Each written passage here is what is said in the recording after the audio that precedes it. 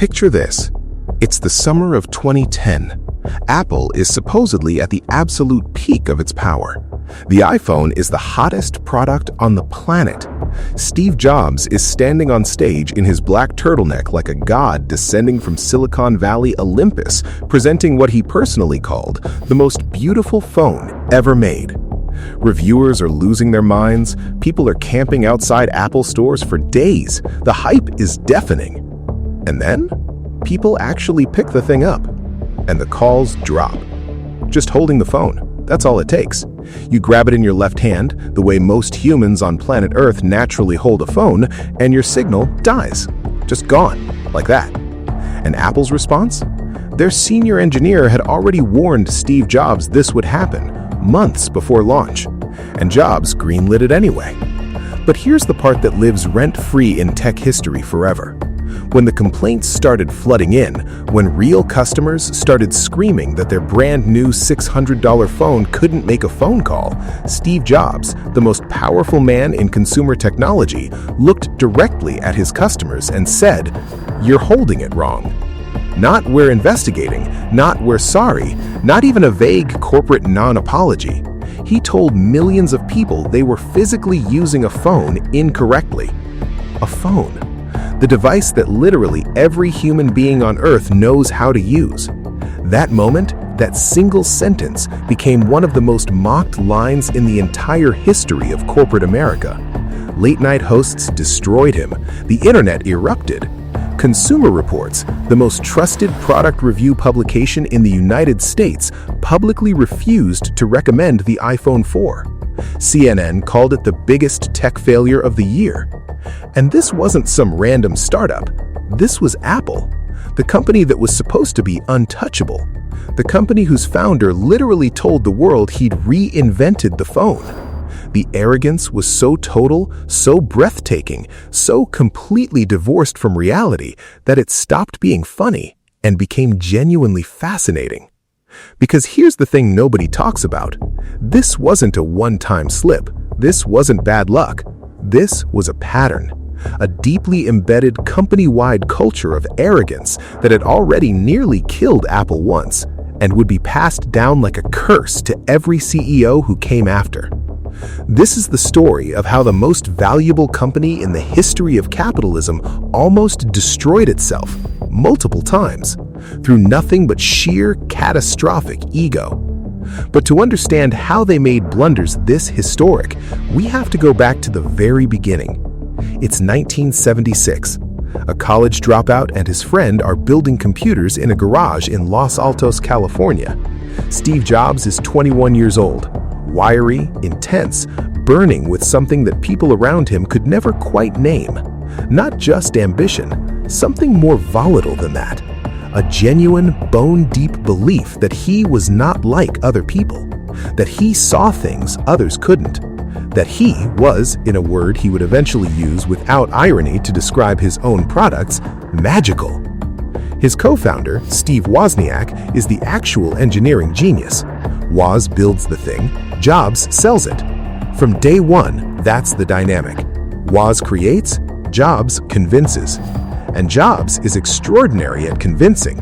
He has what the people around him would later describe as a reality distortion field, an almost supernatural ability to make you believe that whatever he was saying was not just true, but obviously true, and that anyone who disagreed was simply an idiot.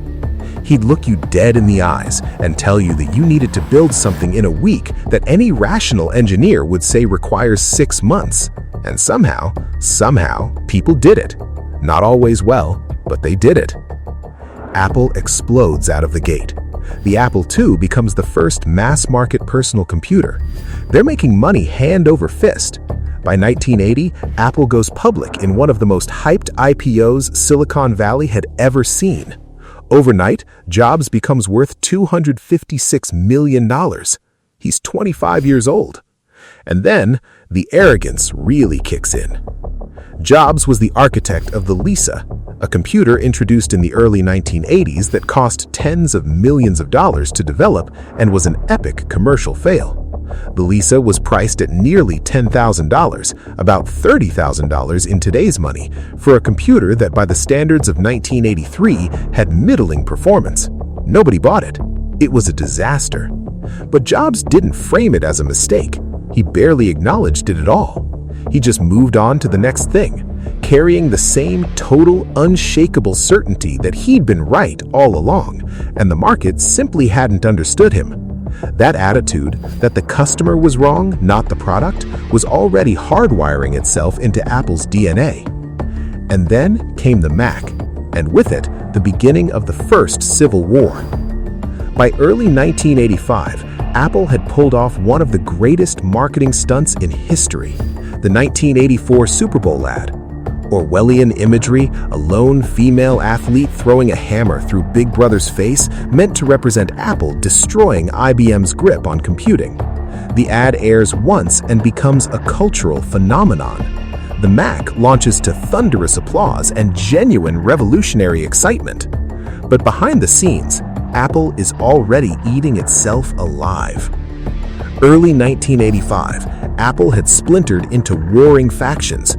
Jobs undermined the CEO he himself had hired, John Sculley, challenging his every decision, telling one executive flat out, "I am the board." Sculley's supporters stormed the human resources department to complain. No one knew who was actually running the company. The Civil War paralyzed Apple at the worst moment. Mac sales were declining, IBM clones were eating their market share, and for the first time in Apple's history, the company laid off over 1,200 employees and announced its first ever quarterly loss. Now, stop. Let that sink in.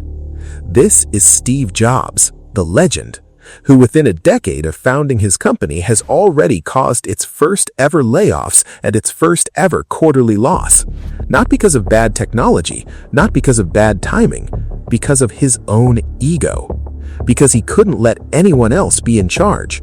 Because he couldn't operate inside a structure that didn't revolve entirely around him. Jobs had lured Sculley to Apple with a now legendary pitch. Do you want to sell sugared water for the rest of your life, or do you want to come with me and change the world? Sculley took the bait, and within 2 years, Sculley had organized a board campaign to fire Steve Jobs. The man who sold someone else on a revolution ended up being ousted by the very revolution he started.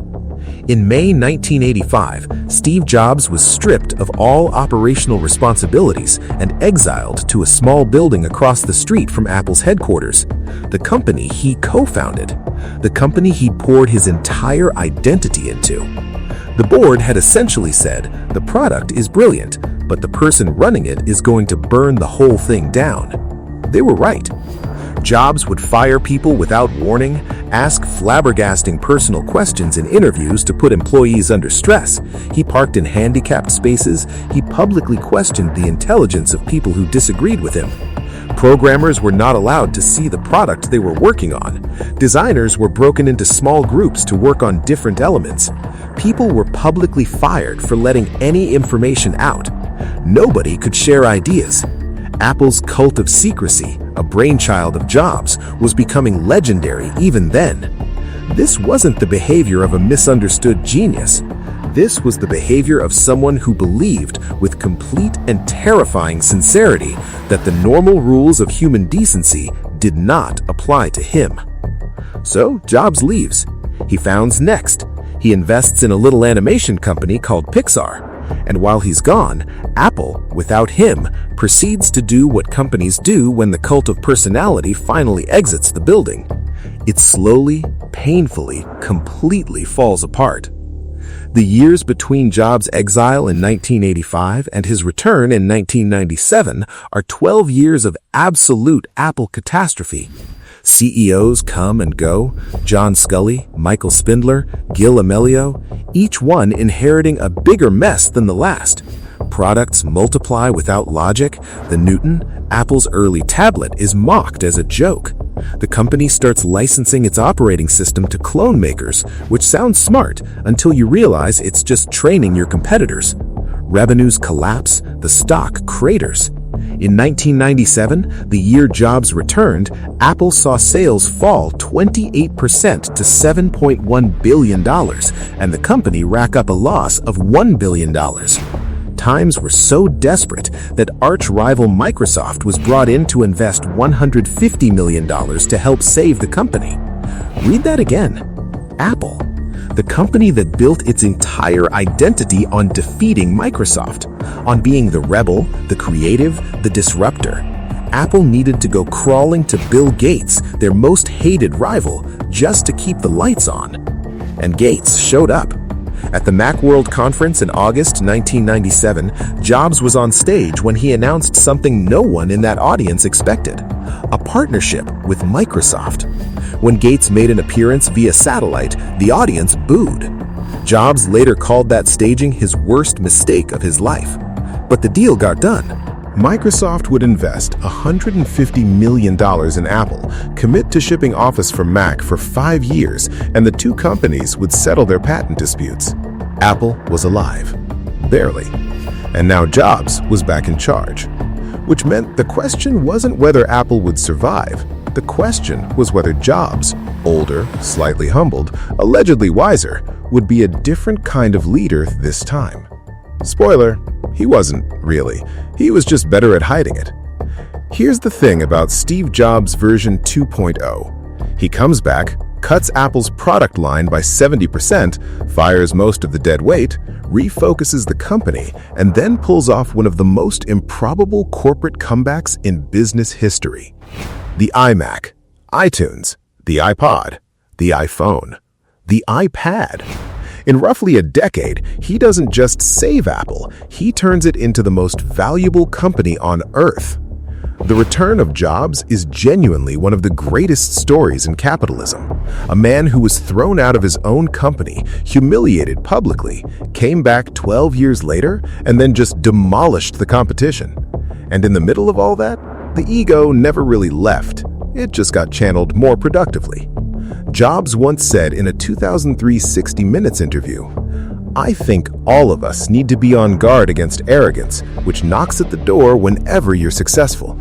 He reflected on being fired from Apple at 30, saying, "That was difficult when it happened, but maybe the best thing that ever happened to me." Beautiful quote. He even knew the danger. He could name it. And then he walked right into it anyway. Because by 2010, Apple isn't just successful, Apple is untouchable. The iPhone has redefined what a smartphone is. The App Store is printing money. Jobs is on magazine covers every other month. He's not just a CEO, he's a cultural figure, a prophet. People line up outside Apple stores for days like it's a religious event. Analysts describe his product launches as reality distortion fields. The man has become bigger than the company. And that's exactly when the hubris reaches its apex. June 7th, 2010, the Worldwide Developers Conference. Steve Jobs takes the stage and unveils the iPhone 4. He describes it as the most beautiful thing we've ever made. He holds it up and calls it, in his words, like a beautiful old Leica camera. Thin glass on both sides, stainless steel band wrapping the entire frame. That steel band, that elegant, award-winning, gorgeous steel band, it's also the antenna. Here's what happened.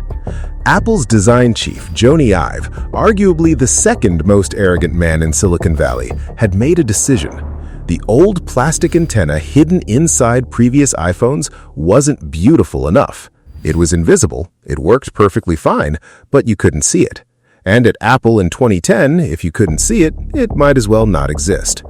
So they moved the antenna to the outside, wrapped it around the phone, made it the centerpiece of the design. The segmented stainless steel band created a seam right where users often gripped the lower left corner of the phone. If a user's skin bridged this gap, the cellular signal could drop dramatically, often to the point of dropped calls. And here's the part that should make your jaw drop.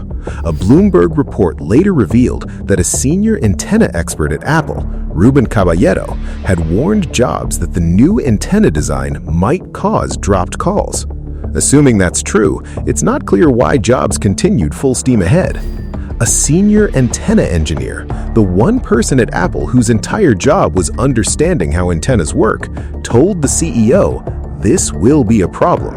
And the response from the most powerful person at Apple, the man who was supposed to be the guardian of product excellence above all else? They shipped it anyway. Not just shipped it as the most beautiful phone ever made.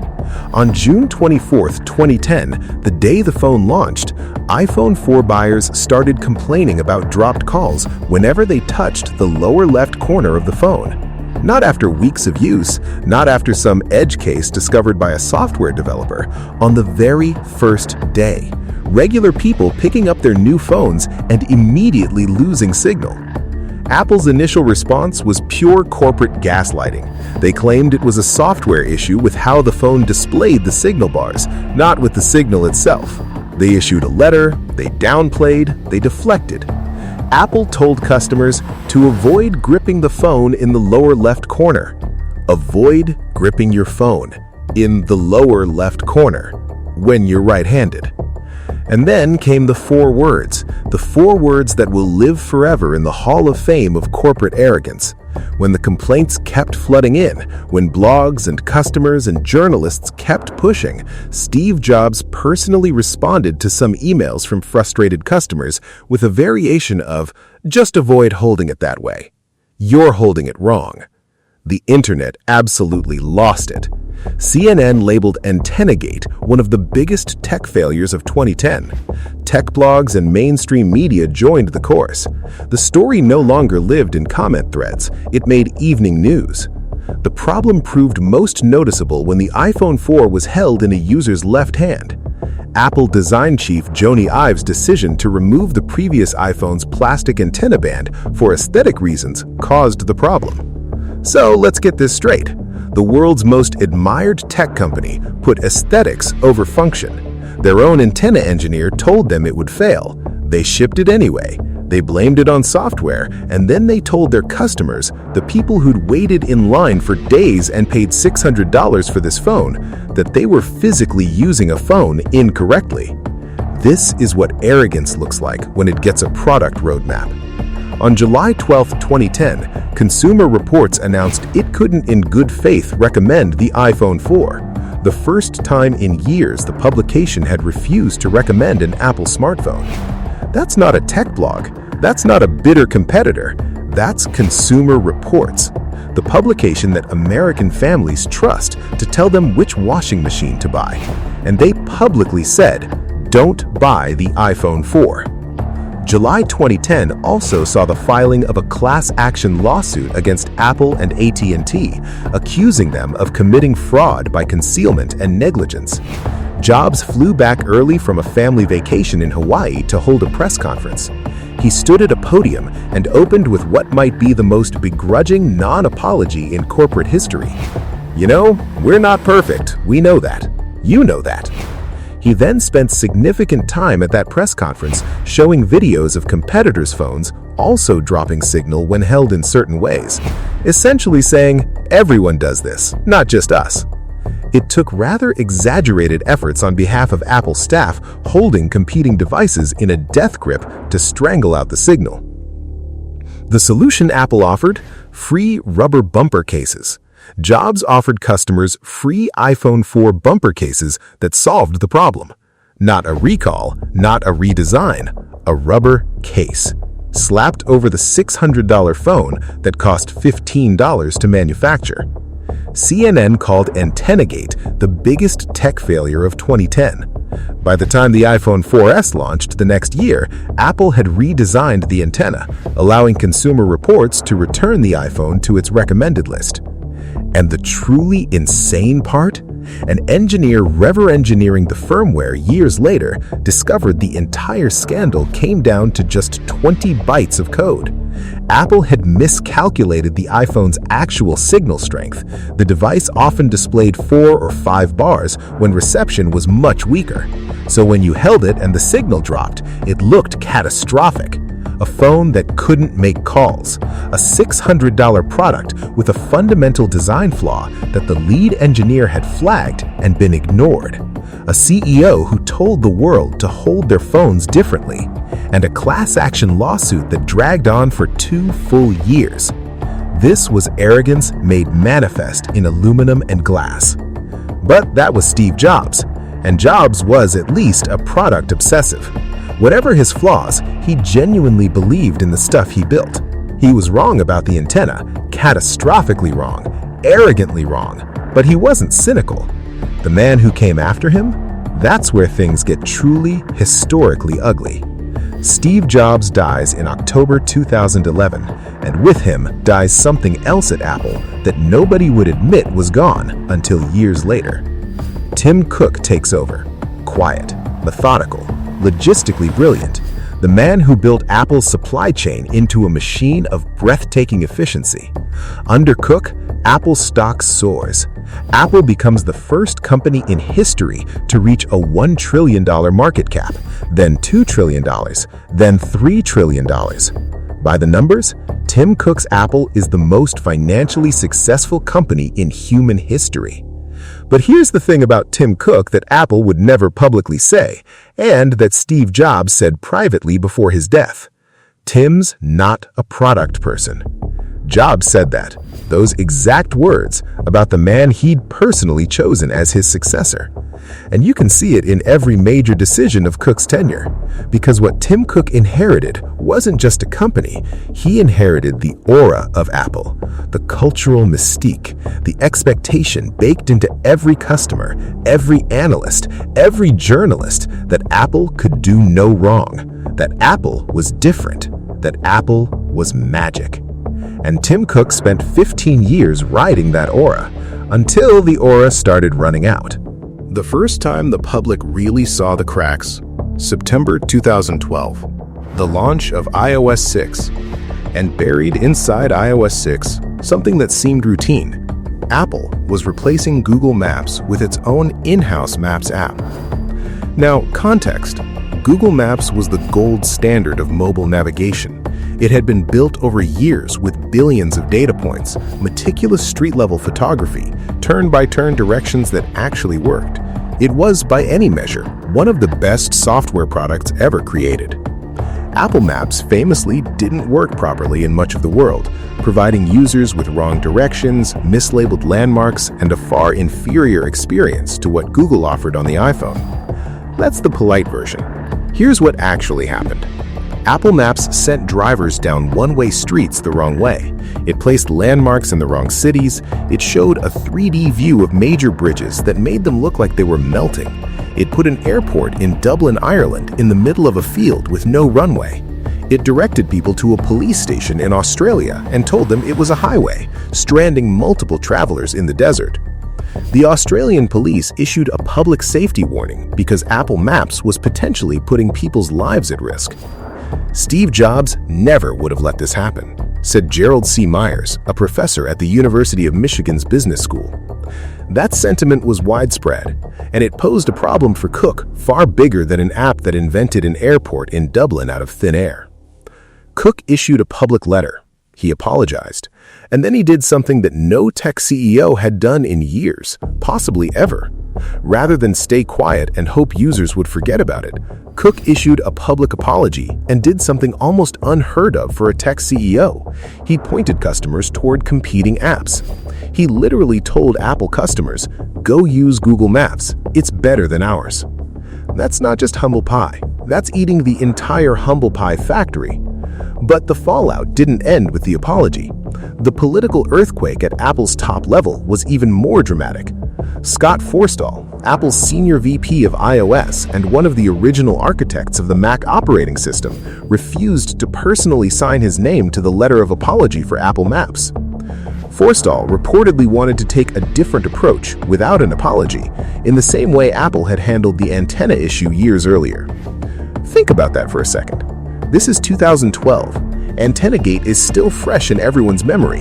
Apple's response to that disaster, "You're holding it wrong," had been widely mocked as one of the most arrogant PR responses in corporate history, and Scott Forstall's proposed strategy for the Maps disaster was, let's do that again. Cook fired him. Forstall, who had been handpicked for Apple by Steve Jobs and for a long time was expected to become the next CEO after Cook, was gone, just like that. One of the most powerful people in Silicon Valley, the man who'd overseen the creation of the iPhone software, the man who was literally Steve Jobs' chosen heir, fired because he wouldn't sign an apology. At the same time, Apple's head of retail, John Browett, was also shown the door after overseeing an embarrassing wave of retail employee layoffs that made global headlines. 2 senior executives fired in 1 week. It was Apple's bloodiest day in years. The outgoing CEO, speaking decades later, picked the hasty launch of Apple Maps as his first really big mistake. He said, "The product wasn't ready, and we thought it was because we were testing more of local kind of stuff. We thought it was ready." They launched a product that sent people into the Australian desert and thought it was ready. But even that wasn't the most damaging scandal of the Cook era, because at least Apple Maps was incompetence. At least it was a genuine attempt that failed. What came next wasn't incompetence.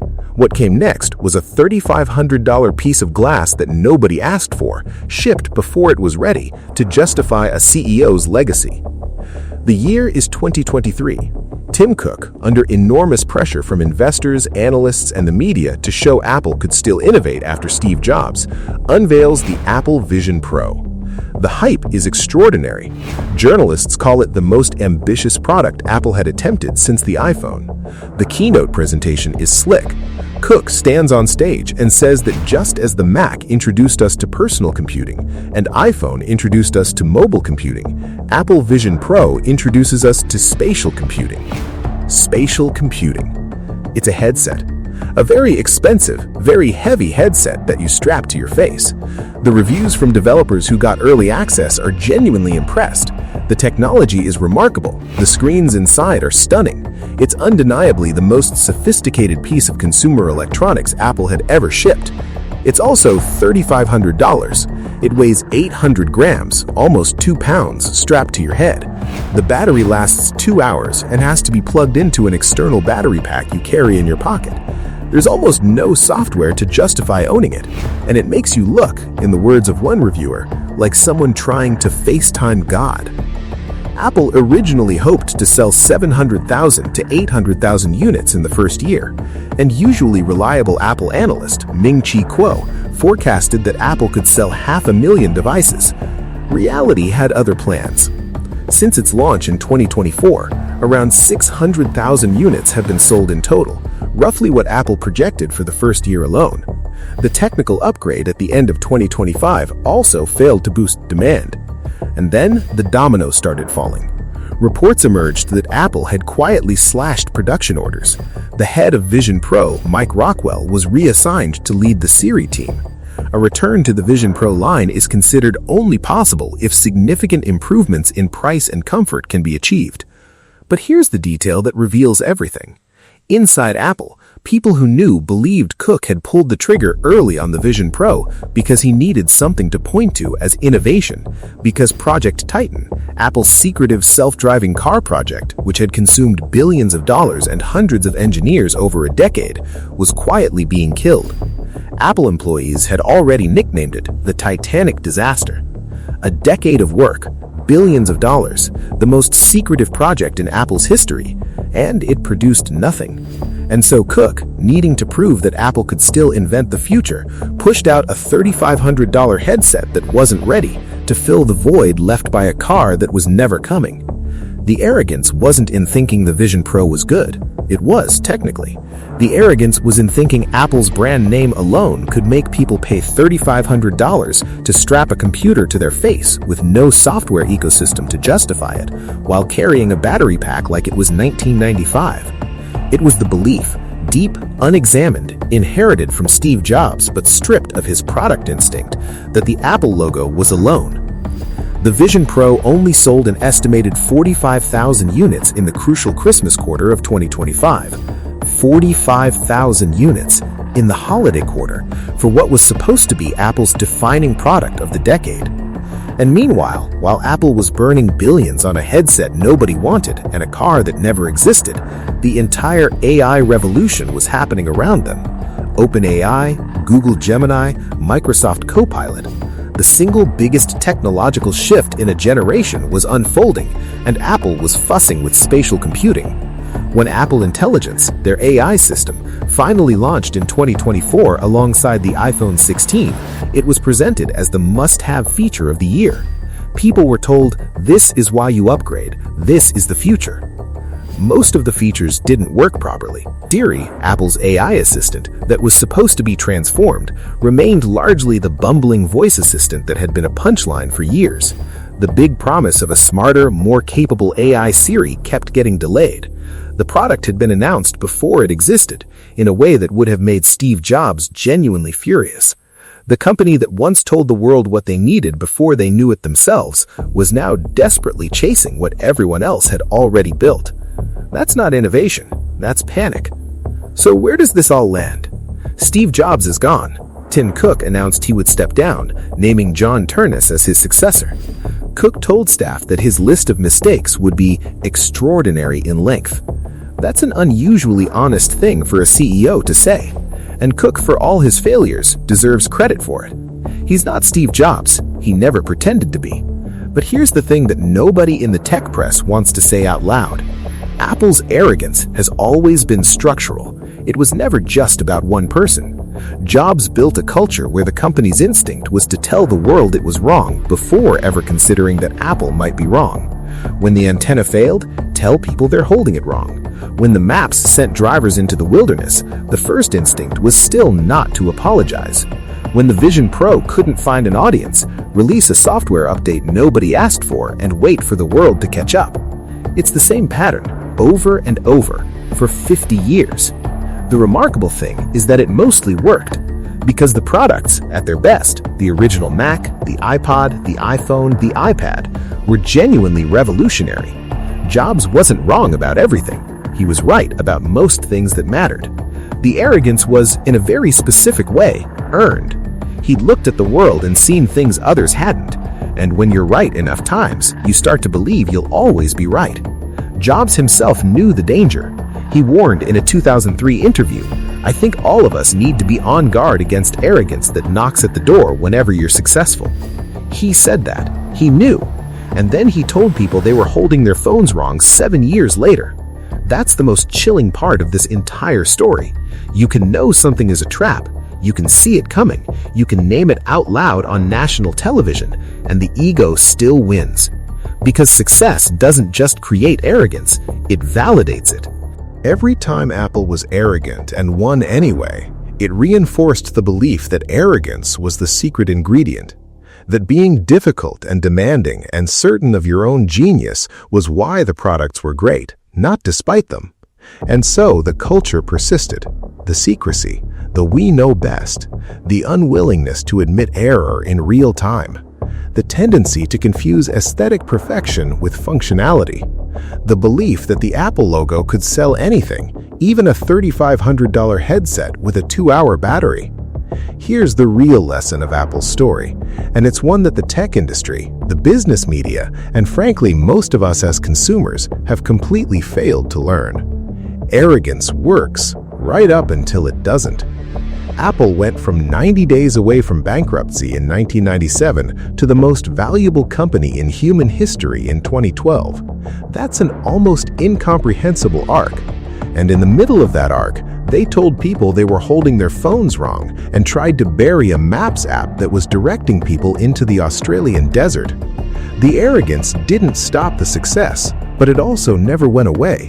It was always there, biding its time, waiting for the day the products weren't quite good enough to paper over the attitude, waiting for the day when just having the Apple logo wasn't enough anymore. And in 2026, as Tim Cook hands over the keys to John Ternus, as Apple scrambles to catch up on AI, as the Vision Pro sits in warehouses with no buyers, as the Apple car exists only as a punchline, that day might finally be arriving. The company that told you that you were holding it wrong might finally be forced to hold itself accountable. Or it won't. It'll release another beautiful product in a beautiful box with a beautiful keynote presentation, and 1 billion people will buy it. And maybe that's the most disturbing lesson of all. We've been holding it wrong the whole time, and we keep doing it anyway.